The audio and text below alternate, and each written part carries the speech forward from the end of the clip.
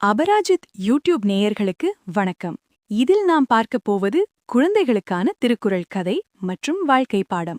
திருக்குறள் 18. சிறப்பொடு பூசனை செல்லாது வானம் வரக்குமேல் வானோர்க்கும் ஈண்டு. பொருள்: மழை பெய்யாமல் உலகம் வறண்டு போகுமானால் இவ்வுலகில் தேவர்களுக்காக நடத்தப்படும் திருவிழாக்களும் நடைபெறாது, நாள்தோறும் செய்யப்படும் வழிபாடுகளும் நடைபெறாது. அதாவது, பசிப்பிணி வந்துவிட்டால் இறைவனை வணங்கும் மனநிலை கூட மனிதர்களுக்கு இருக்காது. இதன் சிறுகதை பசியும் பக்தியும். ஒரு காலத்தில் ஒரு செழிப்பான கிராமத்தில் மிகவும் அழகான கோயில் ஒன்று இருந்தது. அந்த ஊர் மக்கள் மழையினால் நல்ல விளைச்சல் கண்டு கோயிலில் நாள்தோறும் அமுது படைத்து ஆண்டுதோறும் பெரிய திருவிழாக்களை நடத்தி வந்தனர். ஊரே எப்போதும் மேளதாளங்களுடன் களை கட்டியிருக்கும்.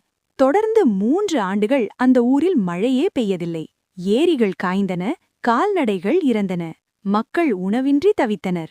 தங்களுக்கு உண்ணவே உணவில்லாத நிலையில் கோயிலில் இறைவனுக்கு நைவேத்தியம் செய்ய வழியில்லாமல் போனது. அந்த ஊரின் பூசாரி ஒருநாள் வருத்தத்துடன் அமர்ந்திருந்தார். அப்போது ஊர் பெரியவர் அவரிடம் வந்தார். "ஏன் பூசாரி ஐயா, இன்று ஏன் கோயில் கதவுகள் அடைக்கப்பட்டுள்ளன? ஏன் விளக்கேற்றவில்லை? ஏன் மணியோசை கேட்கவில்லை?" என்று கேட்டார். பூசாரி கண்ணீருடன் சொன்னார், "ஐயா, ஊரே பசியில் வாடுகிறது. கையில் ஒரு பிடி அரிசி கூட இல்லை. இறைவனுக்கு நைவேத்தியம் செய்ய ஏதுமில்லை. மக்கள் எல்லோரும் உணவை தேடி அலைகிறார்கள். அவர்கள் மனதிலே இப்போது பக்தி இல்லை, வெறும் பசிதான் இருக்கிறது. மழையினால் செழிப்பு இருந்தால் மட்டுமே திருவிழாவும் வழிபாடும் சாத்தியம் என்பதை இன்று உணர்ந்து கொண்டேன்." அன்று அந்த ஊர் மக்கள் அனைவரும் சேர்ந்து ஆடம்பரமான விழாக்களுக்கு பதில் மழையை வேண்டி அமைதியாக பிரார்த்தனை செய்தனர். மழை என்பது வெறும் தண்ணீர் அல்ல, அது அறம் மற்றும் வழிபாடுகள் தொடரத் தேவையான அடிப்படை ஆதாரம் என்பதை அவர்கள் புரிந்து கொண்டார்கள். வானம் பொய்த்தால் தெய்வ வழிபாடும் கூட நின்றுவிடும் என்ற யதார்த்தமான உண்மையை வள்ளுவர் இந்த குறளில் பதிவு செய்துள்ளார்.